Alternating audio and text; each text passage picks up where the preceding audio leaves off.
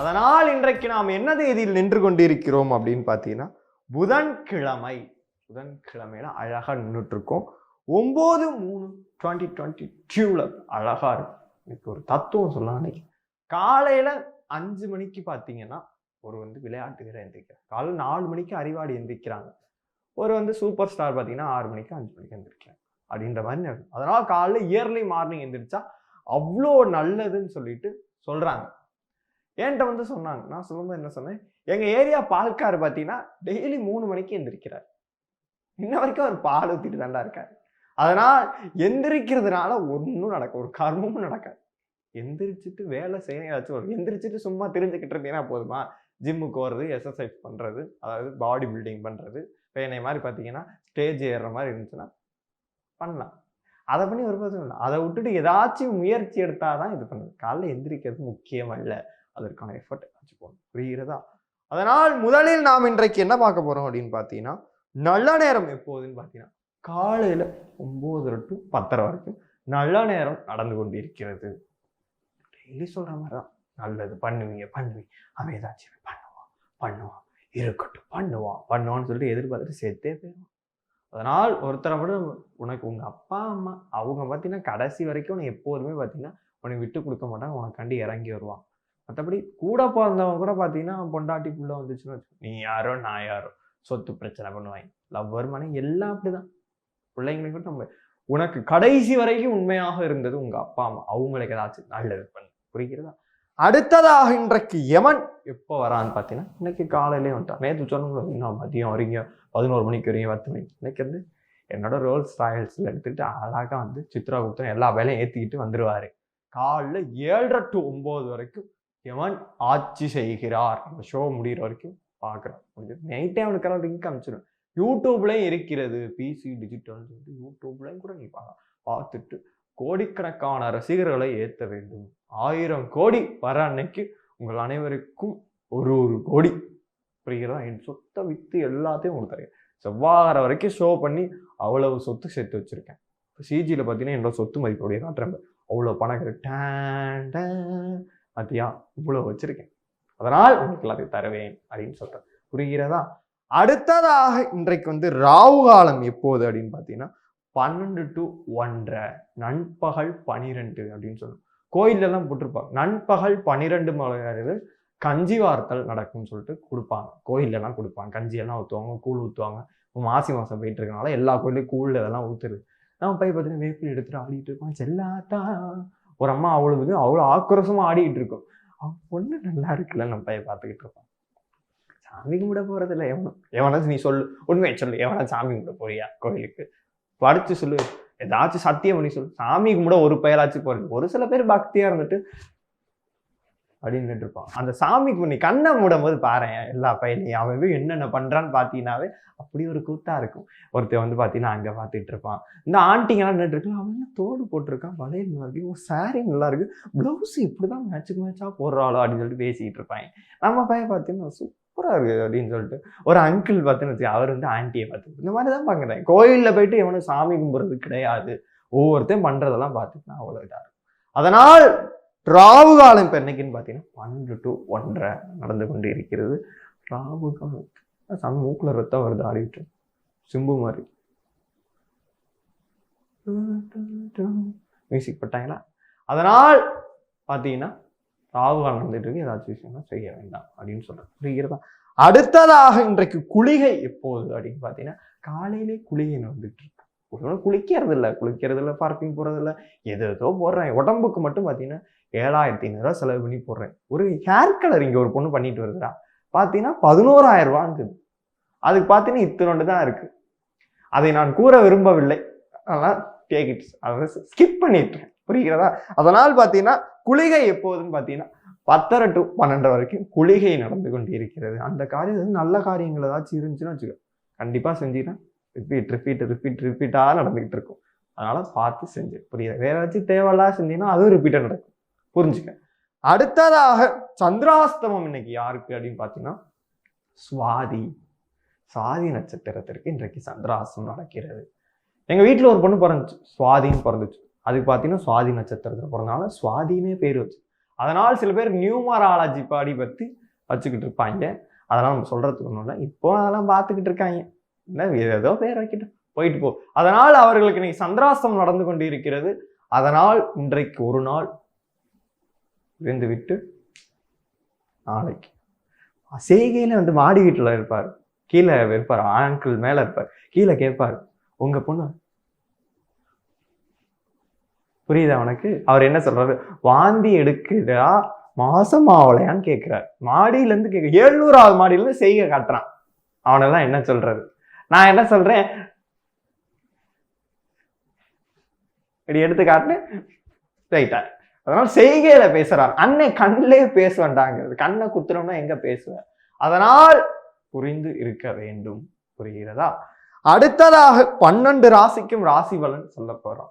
முதல் ராசி என்ன ராசி அப்படின்னு பாத்தீங்கன்னா மேச ராசிக்கு இன்னைக்கு என்னன்னு பாத்தீங்கன்னா நற்செயல், நல்ல செயல், நல்ல செயல்கள்லாம் செஞ்சுக்கிட்டே இருக்கும். ஒழுங்கீனமா இருக்காதான்னு சொல்லிட்டு மிஸ் சொல்லுவாங்க. பாத்தீங்கன்னா அமைதியா இரு, ஒழுங்கா இரு அப்படின்னு நல்ல செயல்களை செய்யுங்கள்னு சொல்லிட்டு நம்ம வாத்தியார் தான் சொல்லுவார். நம்ம அப்பா அம்மாவுக்கு அப்புறமேட்டு பார்த்தீங்கன்னா நம்ம வாத்தியார் தான் வந்து நம்மளுக்கு வந்து நல்லதெல்லாம் அவ்வளோ சொல்லி தருவார். அவரே திட்டுறது, தேவையில்லாத வேர்ட்ஸ் எல்லாம் யூஸ் பண்ண வேண்டியது, அதெல்லாம் வேண்டாம். அடி வாங்காத புள்ள பார்த்தீங்கன்னா என்னைக்கு உருப்படாது. பெரிய பெரிய ஆள்லாம் பார்த்தீங்கன்னா அவ்வளோ அடி வாங்கியிருப்பான். இன்னைக்கும் பார்த்தீங்கன்னா என் காலு கீழே அவ்வளோ பெரிய ஒரு தழும்பு இருக்கும், எங்க வாத்தியார் அடிச்சது. இன்னைக்குன்னு பார்த்தா கொலை நடக்குது அப்படின்னு. பையனுக்கெல்லாம் பயமே கிடையாது. அவனா அப்படிங்கிறது தேவையில்ல, அதெல்லாம் வேண்டாம். அதனால் இன்றைக்கு ஒரு நல்ல செயலை நீங்கள் செய்ய போகிறீர்கள். அது ஒரு நன்மையில முடியும். புரிகிறதா?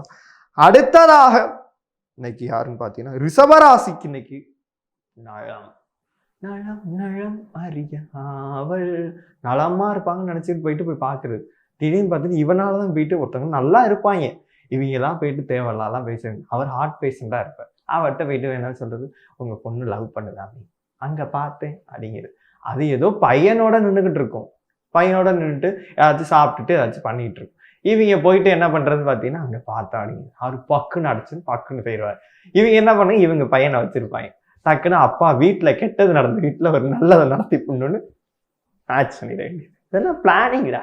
அதனால் பல பேர் குடியை கெடுத்து வாழாதீங்க அப்படின்னு சொல்றேன். நலம் செய்ய வேண்டும் என்றால் வச்சு உதவி பண்ணுங்க, நலமா இருப்பீங்க, அதுவே நலமா இருக்கும். அதனால் இன்றைக்கு வந்து உங்கள் உடல் நலம் எல்லாம் தேறி வருவதற்கான நாள். புரிகிறதா? அடுத்ததாக மிதுன ராசிக்கு இன்னைக்கு என்னன்னு பாத்தீங்கன்னா இட்ஸ் தேர்ச்சி, தேர்ச்சி அடைவீர்கள். இப்ப நானும் பார்த்தீங்கன்னா ஒரு சில பேர் இருக்கான் 6வது எல்லாம் அத்தனை வருஷம் 7வது 8வது எல்லா வருஷம் ஃபெயில் 20 30 வருஷம் எல்லாம் படிக்கிறேன். ஸ்கூல் முடிக்கவே 30 வருஷம் ஆயிடுது. அப்படியே கல்யாணம் மட்டும் பிள்ளையும் கூப்பிட்டு போய் வந்துட்டு பார்த்தீங்கன்னா எல்கேஜியில் விட்டுட்டு இவன் 12th ஸ்டாண்டர்ட் போயிடுவான். உங்க அப்பாவை கூட்டிட்டு வானா வந்துடுவான், கூப்பிட்டு வந்துடும். அந்த மாதிரி அப்படி இருக்கவங்கலாம் இப்போ தேர்ச்சி அடைய போறீங்க. எத்தனை அரியரும் இருக்கும் பார்த்தீங்கன்னா ஒரே அட்டம்ப்டில் கிளியர் செய்ய போகிறீர்கள். என்ன எழுத போற, என்ன பரிச்சனை தெரியாம பார்த்தீங்கன்னா கிட்டு 30 பக்கம் எழுது பாஸ் ஆயிரும். நான் ஆன்லைன்ல தானே எழுதுறேன், ஒன்றும் பிரச்சனை இல்லை. அது கை வலிக்குது, எழுதவே கை வலிக்குது அப்படின்னு சொல்லிட்டு பாட்டை ஹெட்செட்ல போட்டுட்டு மன்மதனே உன்னை தொலைக்கிறேன்னு சொல்லிட்டு அதையும் எழுத வேண்டியது. அடியே இதெல்லாம் என்னத்தை சொல்ற. அதனால் பல நாள் தேராதவர்கள் இன்று தேர போகிறீர்கள். தேர்ச்சி அடையக்கூடிய நாள், வெற்றி அடையக்கூடிய நாளாக இது இருக்கும். புரிகிறதா? அடுத்ததாக கடகராசிக்கு இன்னைக்கு என்னன்னு பார்த்தீங்கன்னா அமைதி, சைலண்ட். அமைதியை தேடி அலையிறது. பார்த்தீங்கன்னா எங்க இருக்கும் இங்க இருக்குங்களா அங்க இருக்குங்களான்னு சொல்லிட்டு அலையிறது. கண்ட காசை கொடுத்து ஏதோ போட்டு ஆன்லைன்ல உட்காந்து ஏதோ பண்ணிட்டு அதெல்லாம் வேண்டாம். போயிட்டு பீச்சில் போய் உட்காந்துருக்கிறது பார்த்தீங்கன்னா எவன் பண்றதை பார்த்துட்டு ஐயோ எங்க போனாலும் நிம்மதியே இல்லை, நிம்மதியை தேடி அலைகிறேன்னு சொல்லிட்டு அலையுது. நிம்மதி உனக்குள் தான் இருக்கிறது, அமைதி உனக்குள் தான் இருக்கிறது. எதை பத்தியும் கவலைப்படாம அமைதியாக இருங்கள், உங்களுக்கு நல்லதே நடக்கும். எப்போ மனசு டிப்ரெஷனா இருந்தேன்னு டிப்ரெஷன் சாங்கெல்லாம் கேட்காது, அது மாதிரி குத்து சாங் கேட்டுன்னு வச்சுக்கோங்க. அப்படியே உனக்குள்ள ஒரு பாசிட்டிவ் வைப் பிறக்கும், பாசிட்டிவ் ஏதாச்சும் நடக்கும், நன்மை நடக்கும். புரிகிறதா? அடுத்ததாக சிம்மராசிக்கு இன்னைக்கு என்னன்னு பார்த்தீங்கன்னா புகழ். புகழ் புகழ்னு லவ் காட்டுறீங்க அப்படின்னு சொல்லிட்டு புகழ் எங்க இருந்து வரும்னு பார்த்தீங்கன்னா லவ்ல இருந்தா ஆரம்பிச்சு. புகழ் அடையினா என்ன பண்ணுவோம், ஒரு எல்லா வெற்றிக்கு பின்னாடியும் ஒரு பொண்ணு இருக்கும். பார்த்தீங்கன்னா இங்கே எவ்வளோ பொண்ணுங்க இருக்கு பார்த்தியா, எல்லாம் என் ரசிகர்கள் அவ்வளோ பேரும், கோடி பொண்ணுங்க இருக்கு. அதனால் பார்த்தீங்கன்னா புகழ் அடையணும்னா பார்த்தீங்கன்னா ஒருத்தரோட வந்து நம்மளோட அறிவுரையை கேட்டு அப்படியே நடந்துக்கிட்டே இருக்கும். அது உனக்கு செல்ஃபாக யோசிங்க. இருந்தாலும் ஒரு சின்ன வயசுலேருந்து இப்போ வரைக்கும் ஒருத்தர் மோட்டிவேஷன் செய்து கொண்டே இருப்பார். அவரை நம்பி போங்கள். புரியுது. லவ்வரா யாரா யாரா வேணா இருக்கலாம் சார். அவரா இருக்கலாம், இவரா இருக்கலாம். ஏன் அவரு புண்ணிய கோடியா கூட இருக்கலாம். அவர் இவ்வளவு பெரிய ஷோ பண்ணிட்டு இருக்கலாம். கோடிகளை வாங்கலாம். அதனால புகழ் அடையலாம் சார். விஜய் வயசு கிடையாது. அப்புறம் அவன் என்ன வந்து அடிப்பாயன் வந்து வேண்டாம். அதனால் புகழோட உச்சி கடைய போகிற நாள். புரிகிறதா? அடுத்ததாக கன்னிராசிக்கு இன்னைக்கு என்னன்னு பாத்தீங்கன்னா பாசம், பாயாசம். எந்த பாயாசம் நல்லா இருக்கும்னு சொல்லு. பருப்பு பாயாசம் அதிகமா ஆசைப்பட்டானா கருமாதி வீட்டுக்கு போயிடுவான். பார்த்தீங்கன்னா செத்தவங்க வீட்டுல தான் பாத்தீங்கன்னா அந்த பருப்பு பாயாசம். இந்த பாயாசம்னா பாத்தீங்கன்னா அந்த சேமியா பாயாசம். அதெல்லாம் பார்த்தீங்கன்னா கல்யாணத்துக்கு எந்த கல்யாணம்னே தெரியாத படுவே உட்காந்துப்பான். யாரு பொண்ணு மாப்பிள்ள அதெல்லாம் கவலை. அவனுக்கு தேவை சோறு. அதுக்காக போயிட்டு சாப்பிட்டுட்டே இருப்பான். அதாவது பாத்தீங்கன்னா சென்னையில வந்து பாத்தீங்கன்னா நிறைய பேர் வேலைக்காண்டி வராங்க. அவங்களுக்கெல்லாம் வந்து பாத்தீங்கன்னா ஒரு ஓய்வு இதெல்லாம் இல்லாம உழைச்சிக்கிட்டு இருப்பாங்க. அவங்க வந்து அன்னதானம் சாப்பாடு எல்லாமே பாத்தீங்கன்னா அந்த கல்யாண மண்டபம் தான். எல்லாருக்கும் எல்லா மண்டபத்திலையும் சாப்பிட்டு யாரு கல்யாணம்னே தெரியாது சாப்பிட்டு இது பண்ணுவாங்க. அதெல்லாம் எவனும் கண்டுக்கவும் போறது அந்த மாதிரி சாப்பிட்டு இருப்பாங்க. இருந்தாலும் வறுமையை இல்லாமல் அது சாப்பிட்டுட்டு காசை சேவ் பண்ணுவாங்க. அதனால் இன்றைக்கு வந்து கன்னிராசிக்கு என்னன்னு பாத்தீங்கன்னா பாசம் ஏற்படும். அவ்வளவு பாசம் வச்சிருப்பாங்க. டக்குனு அப்படி நெஞ்ச பொழந்துட்டு போற மாதிரி ஒரு விஷயம் பண்ணுவாங்க. அதனால வெறுப்பாதான் இருக்கும். அதனால் அதிகமாக யாரையும் பாசம் வைக்காதீர்கள் அப்படின்னு சொல்ல. உங்க மேல யார் வச்சாலும் கவலைப்படாத. நீ பாசமா திருப்பி 1 மடங்கு கொடுத்தா 2 மடங்கு கொடுத்துரும். அதனால் நீ யாரு மேலே வந்துட்டு ரொம்ப நம்பாது. புரிகிறது? அதனால் இன்றைக்கு பாசம் ஏற்படக்கூடிய நாளாக விளங்க போகிறது. புரிகிறதா? அடுத்ததாக துலாம் ராசிக்கு இன்னைக்கு என்னன்னு பாத்தீங்கன்னா மனநிறைவு. குணம் நிறைவாகும், மனம் நிறைவாகும். எல்லாமே பாத்தீங்கன்னா ஒரு அம்மா எனக்கு கால் பண்ணிட்டே இருந்துச்சு. எடுக்குது அழுவாம சொல்லுமா, நீ அழுதாலும் பேசுற மாதிரி தான் இருக்கு. என்ன வாய்ஸ்னே தெரியும். படிச்சு சொல்லு, எனக்கு பொண்ணே அமைய மாட்டேங்குது அப்படின்னு சொல்லிட்டு மனசு நிறைவா இல்ல சாமி அடிக்கு. என்ன வயசுமா எனக்கு 21 ஆக போகுது. எப்படி இருக்கு கேட்கும் போது சரி என்ன ராசி அப்படின்னு சொல்லிட்டு அவங்க இருக்கா தீர்த்து வச்சேன். இப்ப அந்த பையனுக்கு கல்யாணம் ஆகி 4 வயசுல பிள்ளை இருக்கு நடக்குது. அதனால் சீக்கிரமே கல்யாணம் பண்ணி வச்சிடறாங்க. அவ்வளோ ஆர்வப்படுறாங்க. அவன் எங்களுக்கு அப்படி ஏதாச்சும் பண்ணுங்க அப்படின்னு நிறைவா எல்லாத்துக்கும் சொல்றேன். அப்படின்னா அவங்க எல்லாத்துக்கும் வந்து ஒரு ஷோ முடியும் போது ஒன்று சொல்றேன். தொடர்ந்து இப்படி பார்த்துட்டே இருங்க எப்படி கல்யாணம் ஆகும்னு சொல்லிட்டு நான் சொல்றேன். புரிகிறேன்? அதனால் இன்றைக்கு வந்து மன நிறைவாக போகிறது. ரொம்ப சேடா இருந்தாலும் நிறைவா இருக்கும். அப்படியே அழகா இருக்கு. சாப்பிட்டேன்னு பார்த்தீங்கன்னா அப்படி திருப்தியா இருக்கு. ஒருத்தரா 150 ரூபாய்க்கு பிரியாணி அருமையா இருக்கிறா. சில 250 ரூபா பிரியாணி என்னடா அது கருமம் அப்படிங்கிற. அதனால் இன்றைக்கு மனநிறைவு உங்களுக்கு ஏற்பட போகிறது. புரிகிறதா? அடுத்ததாக விருச்சக ராசிக்கு இன்னைக்கு என்னன்னு பாத்தீங்கன்னா போட்டி போட போகிறீர்கள். இப்போ ஒரு கேமராமேன் இருக்காருன்னு வச்சுக்க, இன்னொரு கேமராமேன் வருவார். அவருக்கு இருக்க அவ்வளவு போட்டி நடக்கும். போட்டி நடந்து அதுல நீங்க தான் வெற்றி அடைவீங்க. விருச்சக ராசிக்காரர்கள் தான் வெற்றி அடைவீங்க. இப்போ பாத்தீங்கன்னா லவ் இருக்கும். அது பாத்தீங்கன்னா உங்க வீட்டுல தெரியாம இது பண்ணி வச்சிருப்பாங்க. திரும்பி அவனே வருவான். வந்து அதுவும் வெற்றி அடையும். நீங்க என்ன நினைக்கிறீங்களோ அது அப்படியே நடக்கும். இப்போ ஒரு பொண்டாட்டி கட்டியிருப்பீங்க. பாத்தீங்கன்னா கட்டினாலும் இன்னொரு கிரஷ் கண்டிப்பா பார்த்து இருக்கும். அப்படியே அலைமோடி கொண்டிருக்கிறது. இருந்தாலும் அதுவும் அமைந்து 2வது திருமணம் கூட ஆகி சந்தோஷமா இருக்கும். என்ன சாமி இப்படி எல்லாம் சொல்றீங்க? அதான் எதனா பண்றாங்க. நான் நினைக்கிறேன் வந்து 2வது சொல்லக்கூடாதுன்னு நான் நினைக்கிறேன். ஆனா இவங்க சொல்லுங்க அப்படின்னு எதிர்பார்க்கிறாங்க அப்படின்னு. அதனால் எதிர்பாராது இன்னைக்கு உங்க எதிர்பார்த்து போட்டியாக நடக்கலாம், நன்மையாக முடியலாம். புரிகிறதா? அடுத்ததாக தனுசு ராசிக்கு இன்னைக்கு என்னன்னு பாத்தீங்கன்னா பணவரவு, தனம் வரப்போகிறது. வரப்போகிறது. திருப்பதி போயிருந்து பாத்தீங்கன்னா லைன்ல சில பேர்லாம் சொல்றாங்கன்னா காத்து இருக்கிறது அவ்வளோ இது அப்படின்னு சொல்லிட்டு எல்லா பேர்லையும் திருப்பதி கொண்டு விட்டின்னு எவ்வளவு நேரம் இருக்காது அவனுக்கு தெரியும். போறப்ப கேட்கறதுல லட்டுக்காக மட்டும் கால் செய்ய வேண்டியது. கால் செஞ்சு லட்டு வாங்கிட்டு வா, அதை வாங்கிட்டு வா அப்படின்னு சொல்லிட்டு காசுக்காக இது பண்ண வேண்டியது. அதெல்லாம் சொல்றதுக்கு. அதனால் இன்றைக்கு ஒரு விதமான தனவரவு உங்களுக்கு இருக்கிறது, பணவரவு இருக்கிறது. இத்தனை கோடி வேணாலும் வரலாம். வந்துச்சுன்னா எனக்கு ஒரு 3.25 கோடி கொடுத்தீங்கன்னா நல்லா இருக்கு. ஏன்னா இந்த வாட்ச் கொஞ்சம் ரிப்பேர் ஆயிடுச்சு. 2.5 கோடி 3 கோடி போட்டு வாங்குறோம். இருந்தாலும் மாத்திடலாம். புரிகிறதா? அதனால் இன்றைக்கு பணவரவு உங்களுக்கு இருக்கிறது கண்டிப்பாக. அடுத்ததாக மகர ராசிக்கு இன்னைக்கு என்னன்னு பாத்தீங்கன்னா சாந்தமா இருக்குது. அவ்வளவு பொறுமையா இருப்பேன். பொறுமைசாலி. உங்க ஒப்பனை மாதிரி ஒரு பொறுமைசாலியை நாங்க பார்த்ததே இல்லை. 8 பிள்ளையும் கட்டி கொடுத்துட்டு அதுக்கப்புறமேட்டு 38 வயசுல கல்யாணம் பண்ணியிருப்பார். அவ்வளவு சாந்தமா இருப்பார்.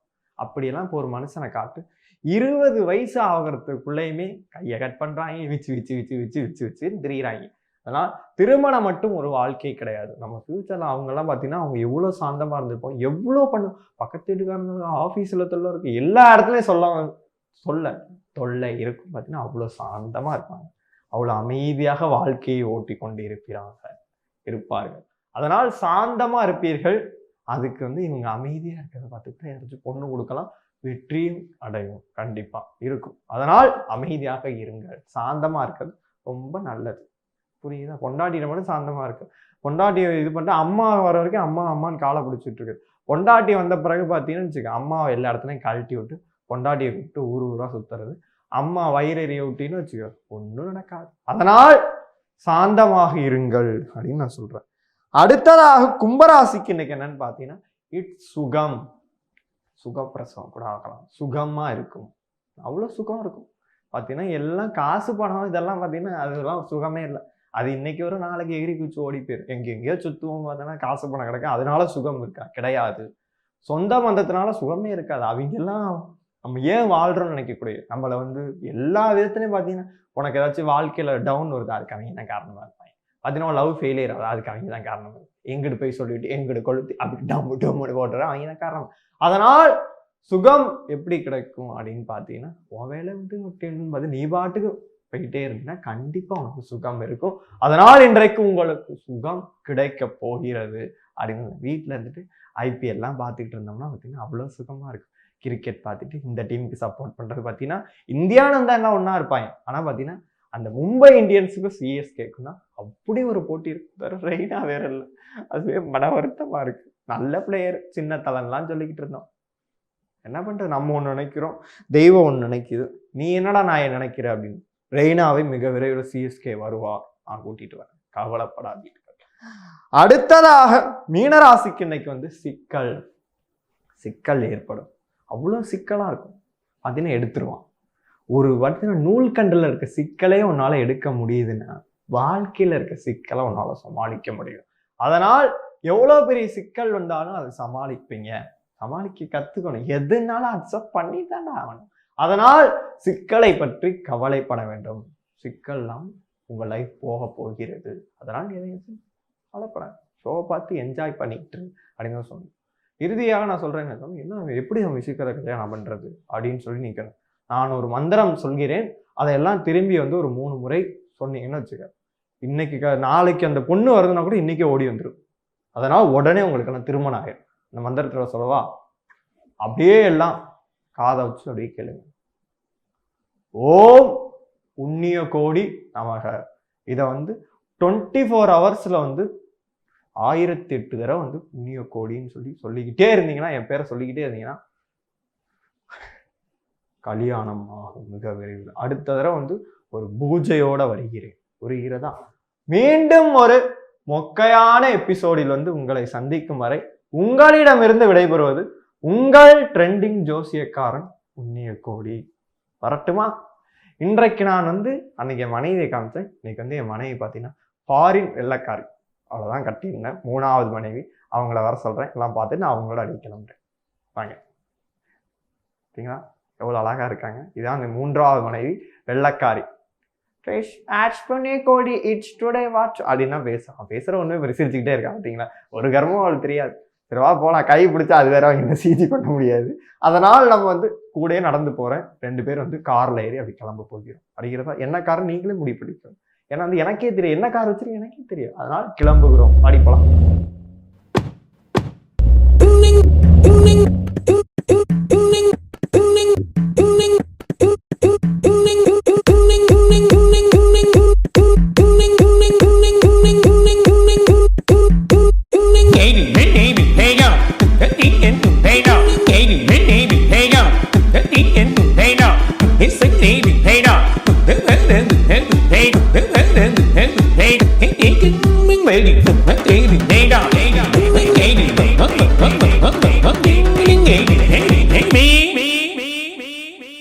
நான் உங்கள் ட்ரெண்டிங் ஜோசியக்காரன் புண்ணிய கோடி.